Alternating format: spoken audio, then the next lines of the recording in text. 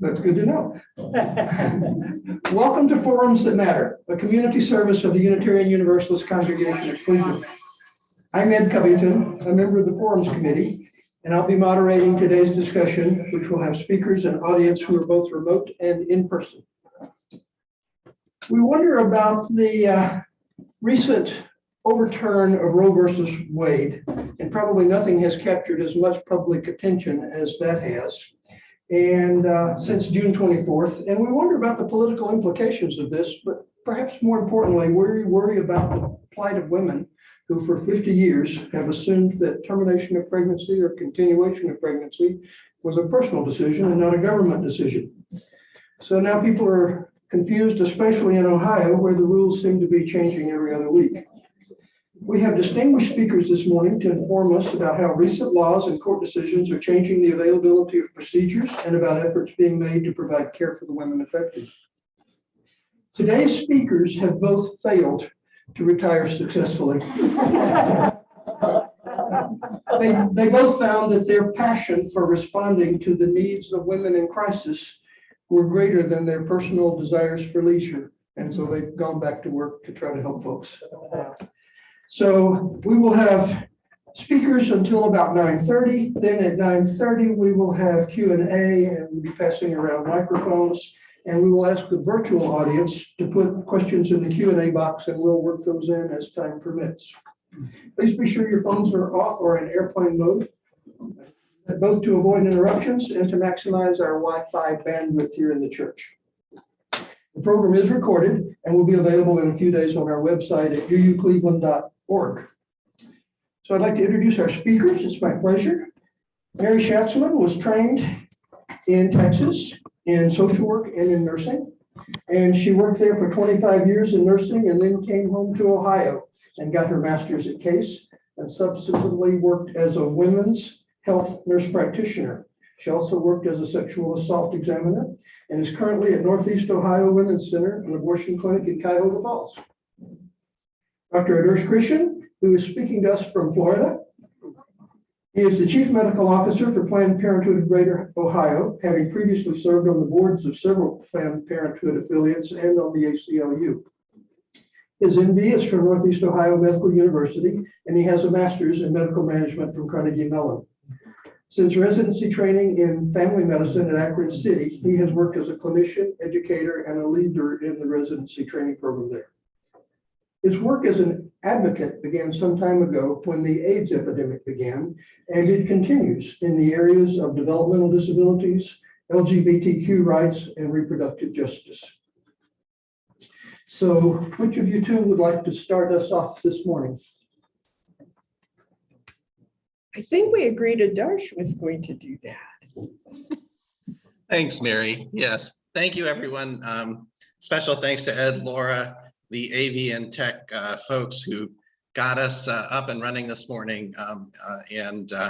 I wanted to start with talking a little bit about helping make sure folks were aware of the current state of access to abortion in Ohio, as well as some of the different restrictions that exist because they are continually evolving. So just for a wee bit of history, because I do love history, ever since Roe v. Wade was established in 1973, various efforts have been made to try to restrict access to abortion care. The simple language we use for that are trap laws or targeted restriction on abortion provider laws. And those have been around for quite some time. Somewhere in 1995, if I remember correctly, is when Ohio tried to pass its first restrictions, gaining more momentum in the early 2000s to where we are today. We have had laws related to ectopic pregnancies needing to be reimplanted in the uterus, which is not a medically possible thing proposed. We've had a Down syndrome ban. We've had restrictions on the use of medication despite scientific evidence. Fetal tissue disposal regulations attempted to be passed and enjoined in the courts. 24-hour waiting period for patients.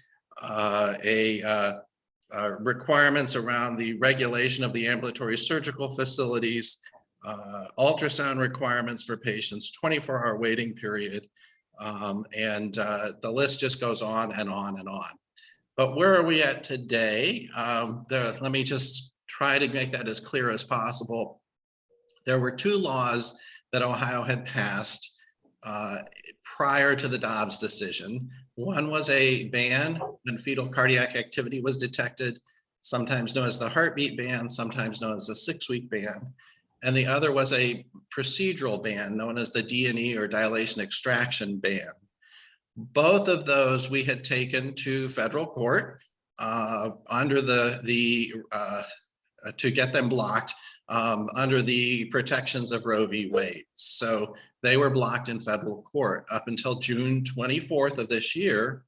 When the Dobbs decision came down, the state moved immediately to have those blockages or enjoinments removed. So what that meant for Ohio was on June 25th, when people who could get pregnant woke up, if they had evidence of cardiac activity, they could no longer access abortion care in Ohio. The state then went on to add some regulations to, under the guise of trying to clarify what that meant.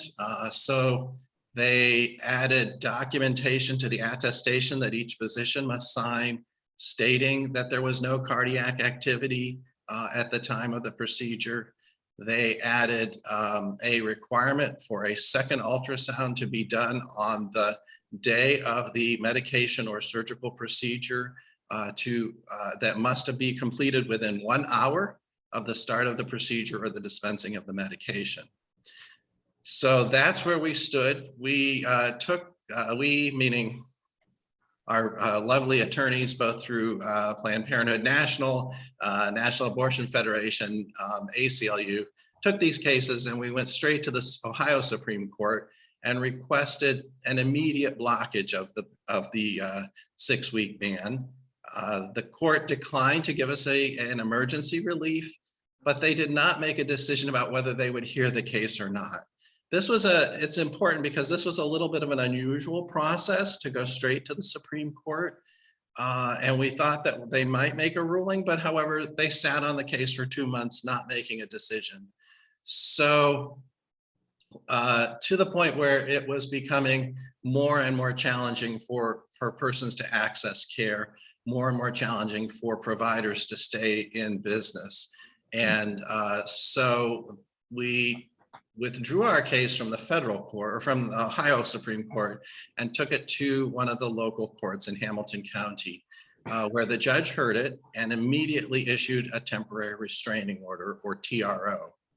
What does a temporary restraining order mean? It means that the judge has heard enough evidence to determine that the case, and I'm not an attorney, so bear with me on these pieces here, but has heard enough evidence to say the case needs blocked immediately and I need more information. And so that a temporary restraining order in Ohio can only be put in place for 14 days. So he put a 14-day TRO in place and started immediately towards getting the hearings that he needs for potentially considering a preliminary injunction. Because of the complexity of the case and because of the state's pushback, he has made a determination. So what that meant is women had access to abortion up to the state's limits for a 2-week time period. Providers, patients, and staff made a rapid shift to try to accommodate that. The judge has since now granted a second 2-week TRO because of needing more information. So that means that at least today in Ohio, until October 12th, women can access abortion care up to the state's gestational limit. There are other restrictions that continue to both be blocked as well as be enacted. So currently, there is a method ban in place. That was the other piece I talked about that had been at the federal court that has additional requirements for later 16-week or greater abortion care in most cases. It's the most common and safest procedure to use. However, there are additional hoops that providers must go through prior to providing care at that time period there. And both Northeast Ohio Women's Center as well as Planned Parenthood are both very actively working to make sure we stay in compliance with those pieces there. The state has since rescinded, I'm sorry, I'm jumping around a little bit because I'm trying to keep it in the chronologic order here. The state has since said to attorneys, this second abortion on day 2 to confirm no heartbeat doesn't make sense. We agree providers do not have to do that. That came down just Friday of this week because we had in the meanwhile say we were doing a second ultrasound on patients on the day of their procedure or the day of their medication saying nothing's changed, everything's still the same, but you need to sign this form saying that you had the same ultrasound that you just had a day or 2 earlier here. So that is where we're at in Ohio. We'll talk a little bit later about what we are able to do to help women access care, particularly our vulnerable populations, our Black, Latino, LGBTQ populations, et cetera, what we're doing and able to do to try to help make sure that their access to the care they need is provided. But first, we wanted to talk a little bit about what does it look like to get an abortion in Ohio? And I believe Mary is going to take it at this point and give me some help with that here. Right, okay.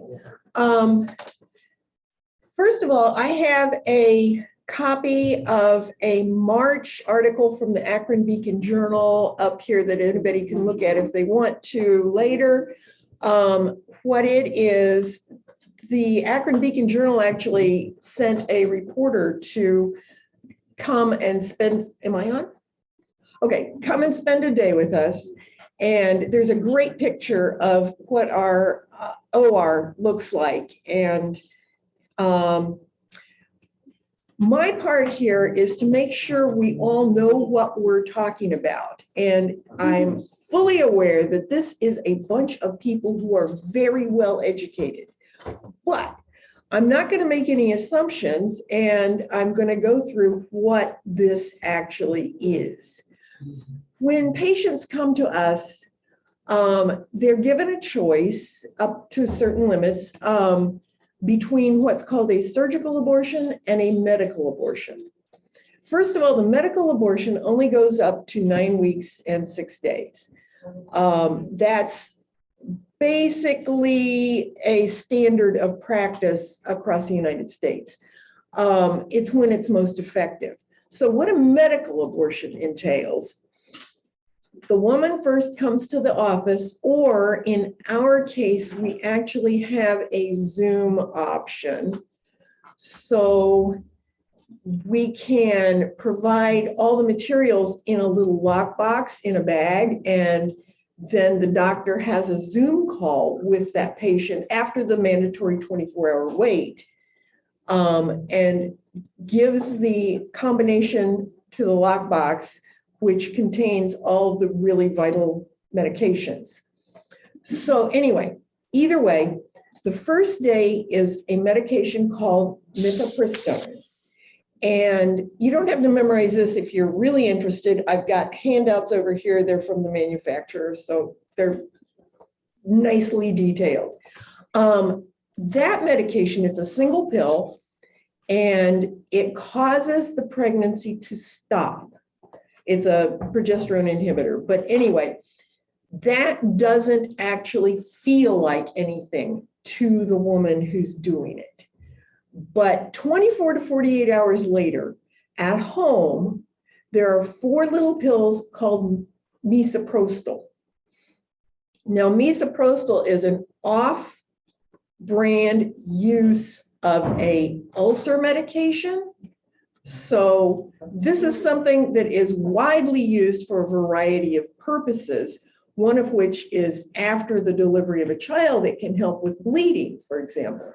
So this medication is out there, but they take the 4 pills, put them between their cheek and gum, let that dissolve. That usually takes 20 to 30 minutes. And then the person is in for about 4 to 6 hours of excessively heavy bleeding, clots, and cramps. So this is not pleasant.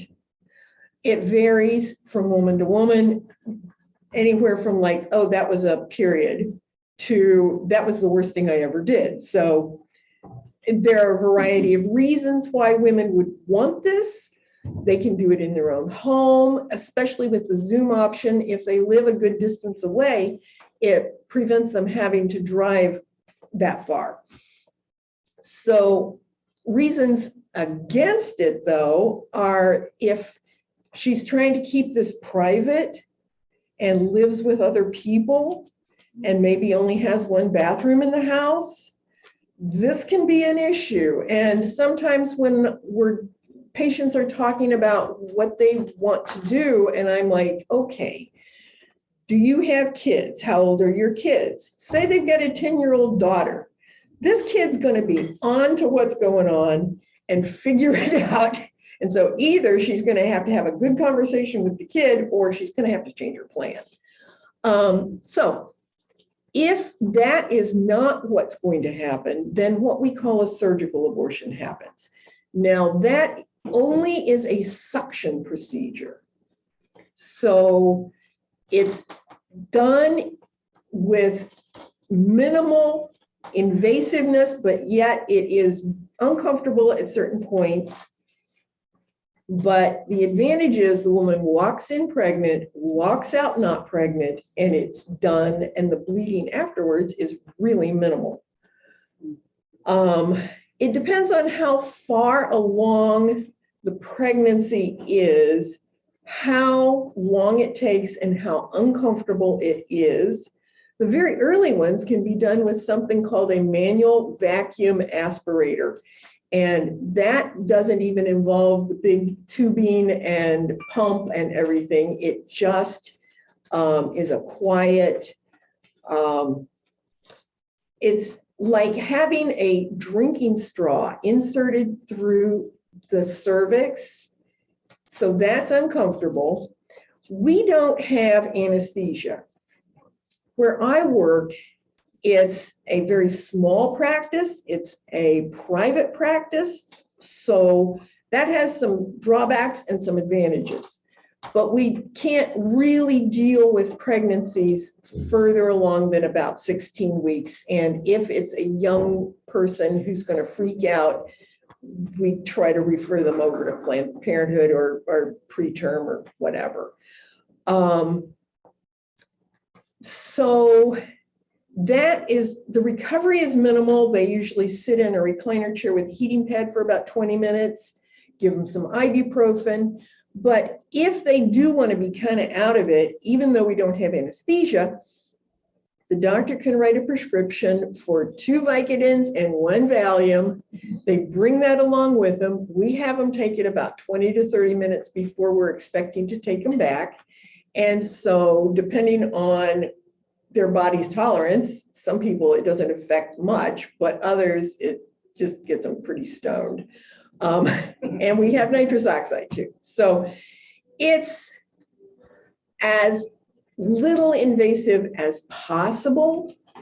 And a lot of women do prefer it if there's anxiety going on and the person would really rather be watched and not be at home all on their own, then the surgical is a good option. There are further surgicals, and they're a little more complicated. We don't do those where I work. I used to work where we did. So if you want to know more about that, you can ask me later.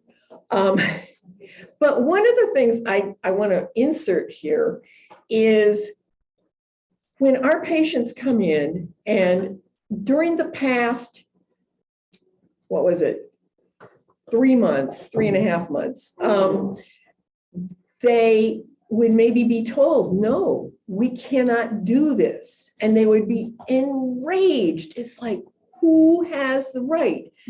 So this is one of the advantages of being a for-profit, privately owned clinic is we can tell them, okay, are you registered to vote? And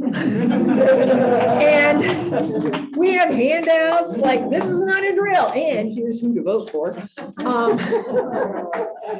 it focuses not just on the Senate and governor races, which everybody hears more about, but the Supreme Court here in Ohio. These judge races are really important because they impact all of this. And then if they say they're not registered, we tell them that they really need to focus their anger by getting registered. And we've even got guides on here's how to voter registration instructions. So it's like, you do this. But during that period of time when we were limited, there are 3 spots where ultrasound came in vital. Now, I'm the one in our clinic that does the most ultrasounds. So when they first come in, we would do an ultrasound. If we did not see any, I'm going to call it cardiac activity here, but here's the deal.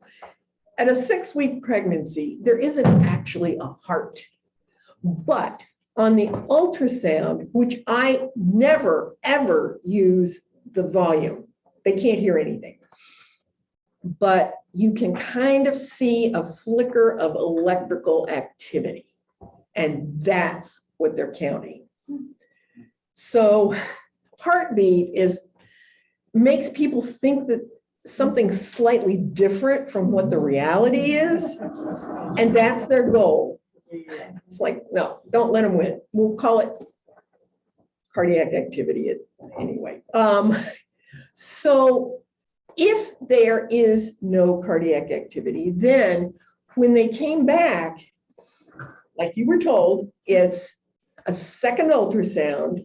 And if there's any possibility that there would have been any kind of activity, we had to actually get 2 staff people who knew how to do ultrasounds, not just a front desk person.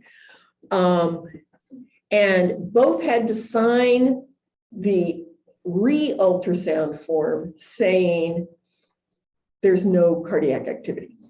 So then, say they did a medication abortion, and say they were 6 weeks in one day and it's really close, but there was no cardiac activity seen, and they do the medication abortion, there's about a 5% failure rate on those. And that's pretty good if you look at it overall, and we can deal with it. But if that were to happen and they came back to see if that was a failure, and if at that point during the ultrasound we saw cardiac activity, we couldn't do anything. So in all 3 of those situations, if we couldn't do anything, then we referred them to several agencies. And I believe Adarsh is going to talk about access to those things. Sure, thank you, Mary. I'll try to keep this short and brief, so there's 2 pieces that I want to just help people understand is that electrical activity that Mary is talking about.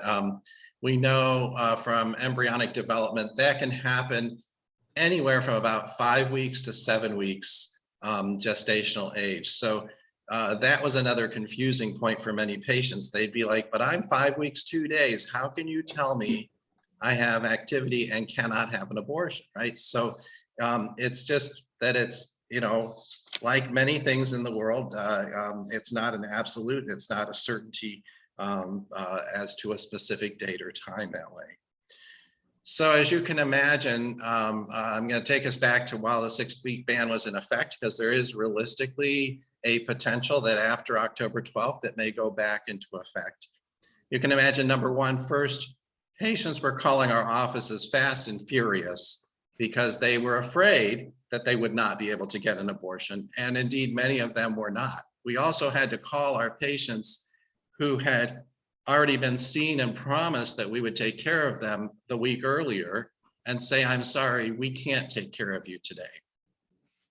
Now, fortunately, we're a little bit larger organization, so we have patient navigators to try to help with patients needing to make their way through the system. One of the other advantages, if you will, I don't necessarily think of this as a true advantage, but we had the learnings from Texas. You never want to be compared to Texas in a political war, but in this case, we learned from Texas. What did the women in Texas do? Because their bans were in effect much longer and much earlier than ours were. So there's a website, abortionfinder.org, that you can go to, and you can find where you can access care. And for many patients who knew that they were already too far along, they had already gone there, they would call in and just say, I've got my appointment, but I just need help getting there, childcare, hotel services, off work permits, et cetera, et cetera. So that's where our navigators could come in, and they could help both with patients who were in the office as well as folks who would call in. And we have a very robust network of folks, navigators all across the country.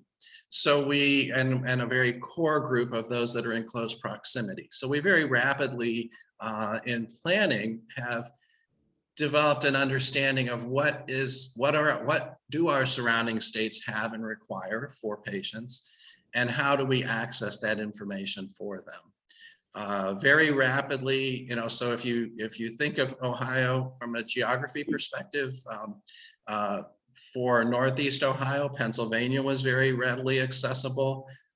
They have a consent form that has to be done. It can be done telephonically or through telehealth, and then a waiting period. They became rapidly overwhelmed. They were out to 4 to 6 weeks before the next appointment. So if you can imagine yourself as a patient who's close to a limit, because they also have gestational limits, this created a lot of panic and stress for them. Michigan also was another state that was available. Indiana wasn't, and is again, all in the last few weeks here. They also passed a similar ban to Ohio's, and the judge blocked that or enjoined that within 24 hours of it being passed and signed by the governor. There is no access in Kentucky. There is no access in other surrounding states. So what we found over this 2+ month period where we were under these restrictions is we were having to have people get to Illinois, Maryland, Washington, D.C., Western Pennsylvania, and then just continuing to grow further out geographically to states where they could get the care that they wanted and needed there. Now, that is for every person. That's not without a cost. We found that the cost, we did a study and tried to determine this because whenever you go to funders and ask for money, they want to know, well, how much money do you want, right? So the cost, not of the abortion itself, but the cost for getting someone where they needed to be to get the care they needed was around $950 per person. Now that varies widely. As you can imagine, a hotel in Pittsburgh, maybe less than $100 a night. A hotel in Chicago, $300 to $500 a night. So there's a very wide variation in that. But that was, an additional burden that patients were having to take on or having to consider as they were going through this process. There are some funds available through the National Abortion Federation and through Planned Parenthood, and some private funding, grant fundings that are available to try and help offset those costs. We have those funds available on a routine basis for people needing abortion care, but we had to immediately start shifting that to not just their medical care, but also into these other issues, privacy issues of, the patient having to now explain to somebody why they need to go out of state or arrange for why their children need to be taken care of because they're going to be gone for a couple of days. Then there were issues of transportation. Do you have a car? Do you need a bus ticket? Do you need a plane ticket? Where are you going to stay when you get there? For many patients, their choice of where they went had to do with where they may have family or friends, but for other patients, they had nowhere to stay. So you can imagine the list of needs and requirements grew and grew. Our navigators also then follow up with the patient afterwards to make sure their questions are answered, their connections were made appropriately, et cetera, et cetera. But not those poor, at the time the ban went into effect, we had one navigator, and poor Leah was on the phone or in person for most of her working day, assisting patients and helping patients. We know just from our centers alone, Planned Parenthood has Greater Ohio has 2 health centers in Ohio. And from our 2 centers alone, every month over 200 patients were needing assistance with navigation. So it wasn't a small task, and it wasn't a small number of folks that were needing that additional care and assistance.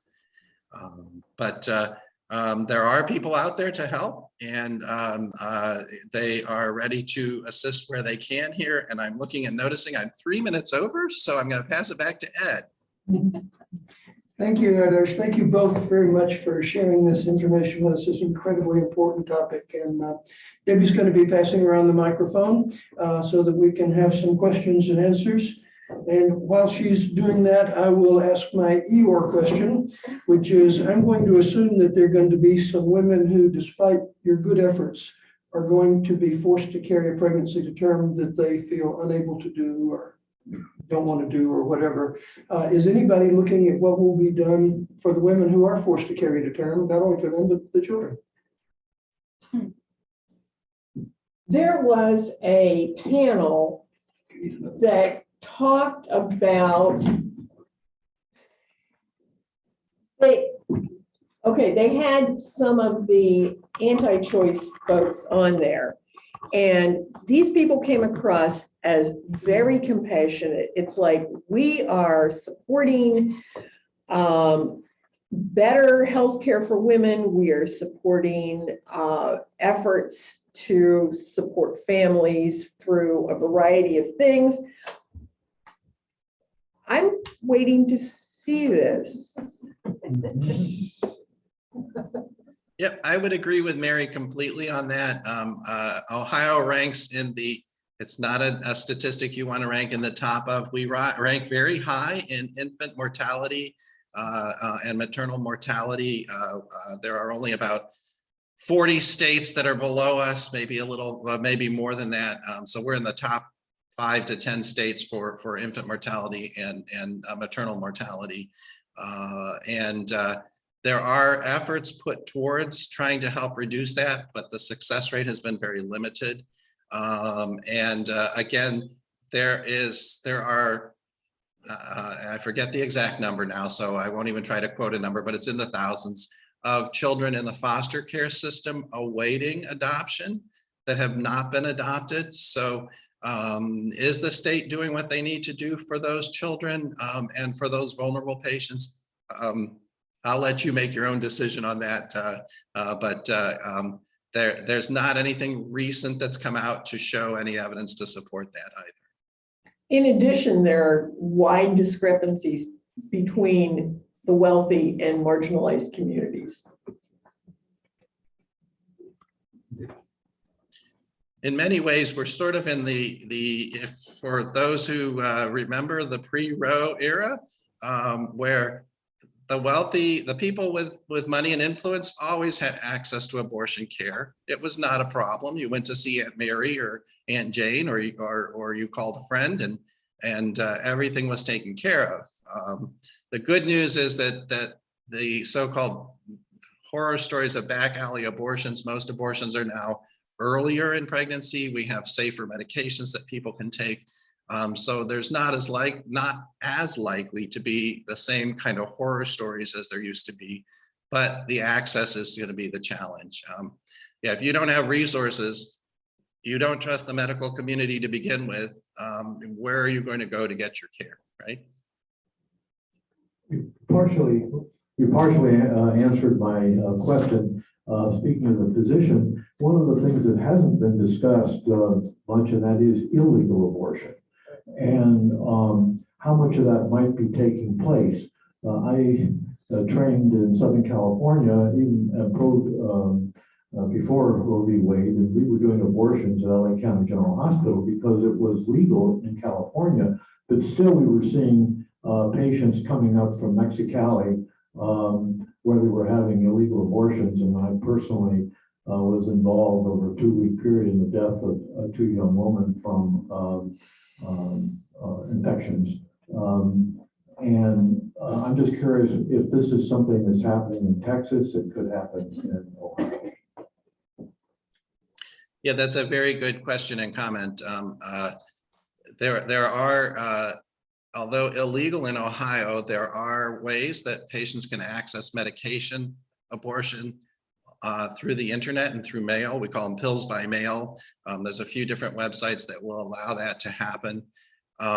We haven't yet seen, or we don't have an awareness of an uptick in surgical efforts or procedures to try to self-induce an abortion or self-manage an abortion in Ohio yet, but you're absolutely right. The risk is there, and the risk to the woman is there. You know, the biggest challenge is we don't know. We live in a bit of a brave new world. We don't know how far both our courts will go to criminalize that person, and we also don't know how far they'll go to criminalize the folks who provide, the medical folks who provide care and assistance to that person. You know, I know I'm getting into the political weeds a little bit here, but there's a lot of questions about if a patient went out of state for their care and they returned to Ohio and had a complication, would the patient be at risk? Also the other way, if a patient came to Ohio, got their medications, took them in a state where it's illegal, would the state follow through? Because the Ohio law actually is written in a way that it then becomes a felony for the physician who dispensed those medications. So there's a lot of sort of very big unknowns as to what's going to happen. We don't necessarily have a state medical board that is made up of the friendliest of or for people who are physicians who are in the world of providing abortion access. It's another issue of a question of liability and risk for patients as well as physicians that way. Question I have is like Misoprostol is a very regulated drug, so hard to get hold of, but research and on the ground experience in Brazil shows that Misoprostol alone is a very effective abortifacient, and that is a legal drug. It's, you know, has other uses, and it seems to me that getting that information out would be helpful because it's easier to access a legal drug than a drug that's highly controlled. Are there efforts to do that similar thing that they did in Brazil here? There's something called the abortion underground. And you have a different form of media now than pre-Roe. People can access information, and this has an upside and a downside because maybe it's not being done in the safest way that it should be, but there is no way they're going to stop women.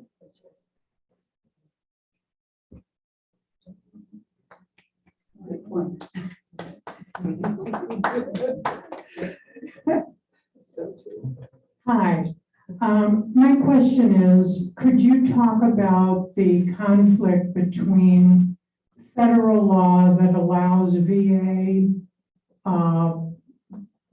covered people to receive abortions if the mother's life's in danger versus far-right conservative states that do not allow that?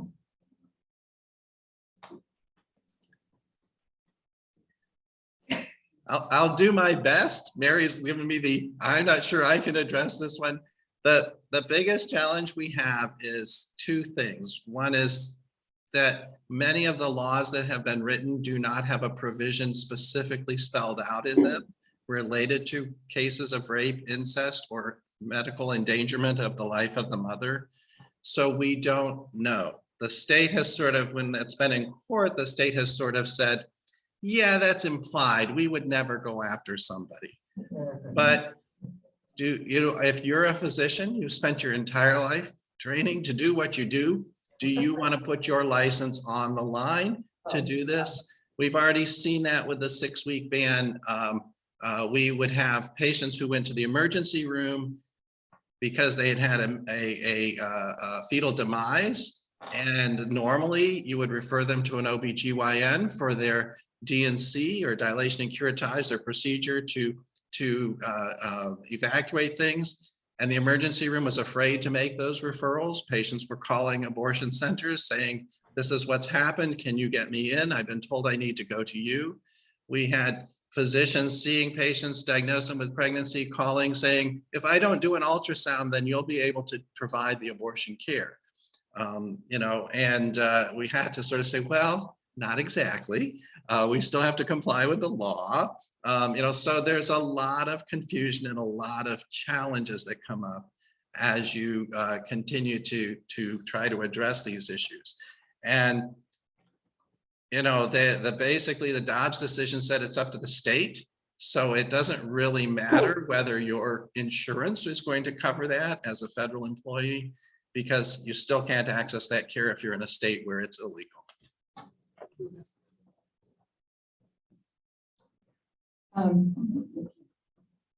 have to put it here. Hi, I'm Eileen, and I'm a co-captain of Ohio Nurses for America.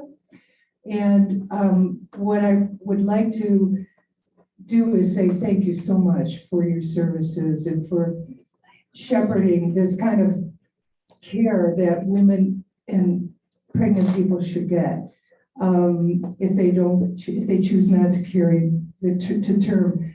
What I'm wearing is a badge that has a QR code on it, and I wanted the doctor and the nurse to know about this, it's called Vote ER.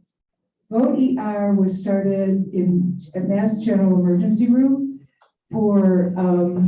because physicians and nurses who were treating patients realized that voting is the determinant of your health.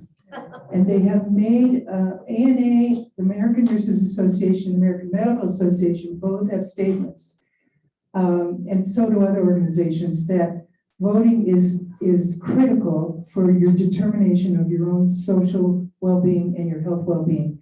So now you can wear a badge like this. You can get this free from Vote ER if you are a healthcare professional, and you can wear it with your ID badge. I wear it to the grocery store. I wear it to every place I go. I wear it to my rowers. I show my rowers. And your smartphone, you just get the QR code on your smartphone, and then it takes you to your voting registration. So I wanted to let you guys know about that. You sound like you know about it already. We had some materials that our patients could scan the QR code too. Yeah. Hi, we know that the city of Cleveland has approved some funds for transportation for women for abortions. Do you know how they're using those funds? Are they working through an agency? How are they distributing that money? I don't know the answer to that. Do you? Several cities have come forward with some funds. The challenge, and counties as well, the challenge that they run into is they're very concerned about the risks of losing their contracts with the Ohio Department of Health. So they put because the Department of Health is not allowed to work with us. We're not allowed to work, actually I should say it the other way, we're not allowed to work with them. So any funding stream that comes through them, if it touches us, that person can't have that funding stream. So the Cleveland Health Department, the Columbus and Franklin County Health Departments are very worried about losing their ability to have access to the reduced cost, 340B pricing is what it's called, but the reduced cost of medications. So they are being very careful about what those funds can be used for. because they want them very much, their heart is in the right place. They want them to be used to help with transportation. Our navigators know about those funds and are able to utilize them in various ways. But there are a lot of restrictions on those because they can't be tied to abortion care per se. So I can't see the audience, but I can see the puzzled looks in their brains. How do you make that work?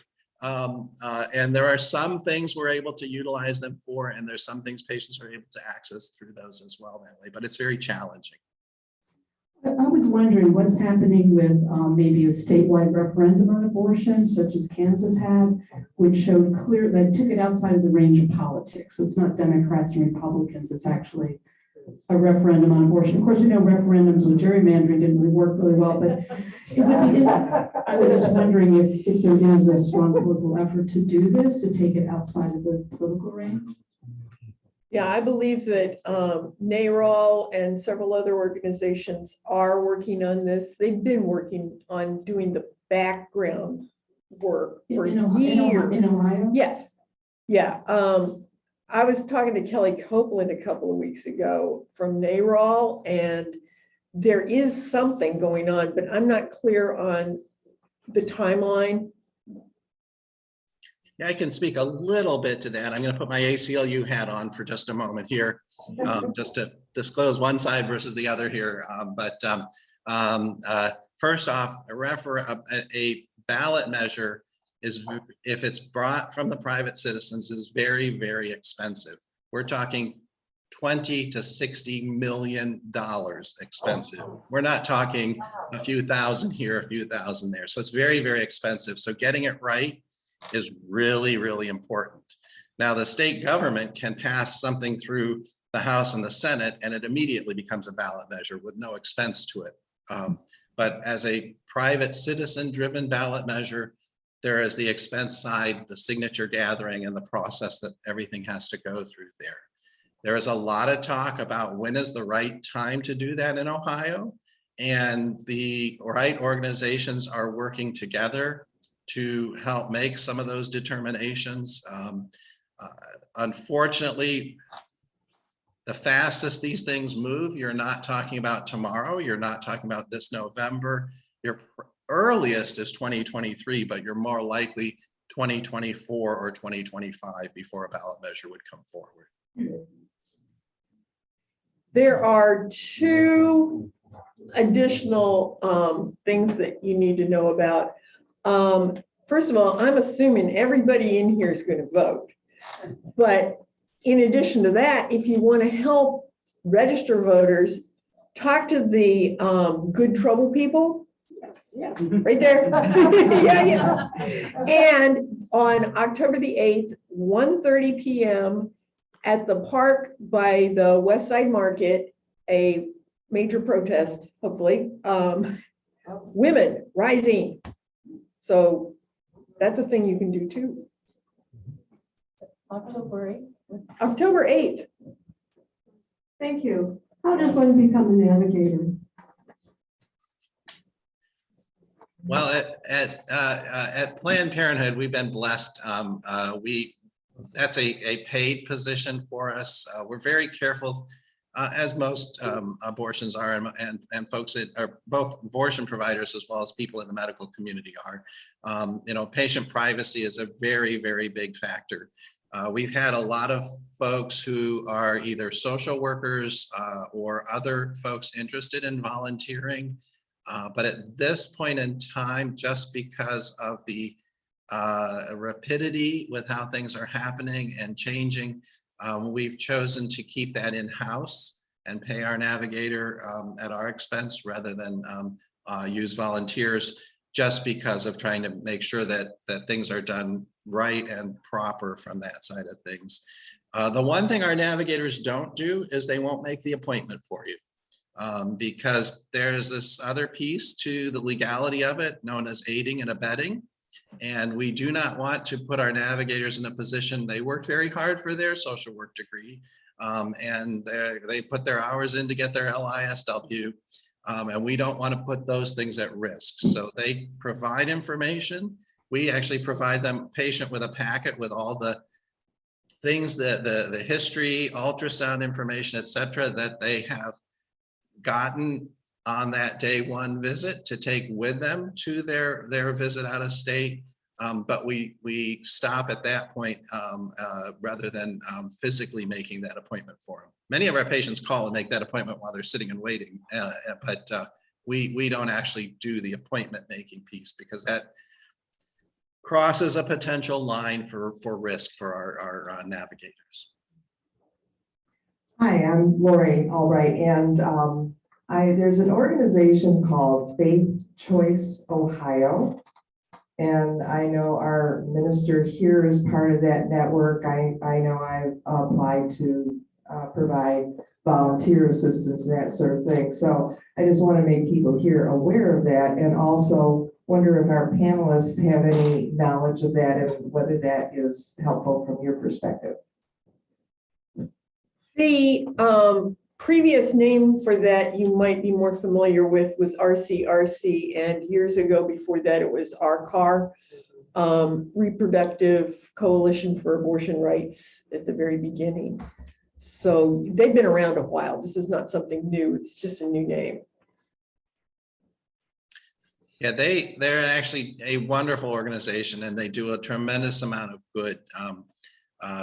For many patients, in addition to this being a decision between their physician and their provider, the clergy is their faith is an important piece of that decision-making process, both in the making the decision and in the aftercare support of having made that decision. And this is an organization, not only does it stand up and fight for rights, it also has a group of clergy involved with it. They also are there for their patients and able to address the specific religious needs that each individual religion may have, or that patient may have, based upon what their faith is as well there. So thank you for elevating that group.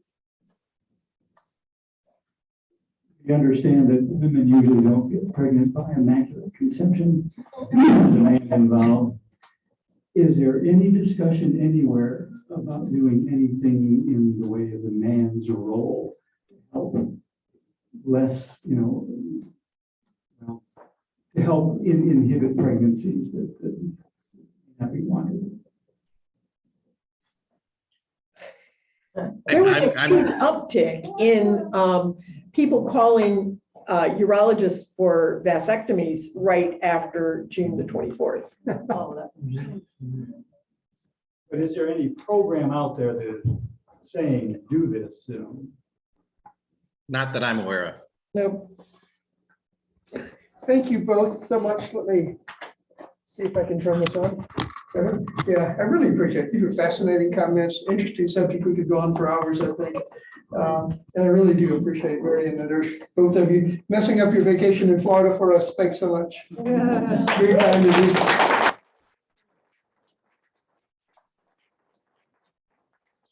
So next week's forum is getting to know non-binary people. An estimated 11% of LGBTQ adults in the US, or about 1.2 million people, identify as non-binary.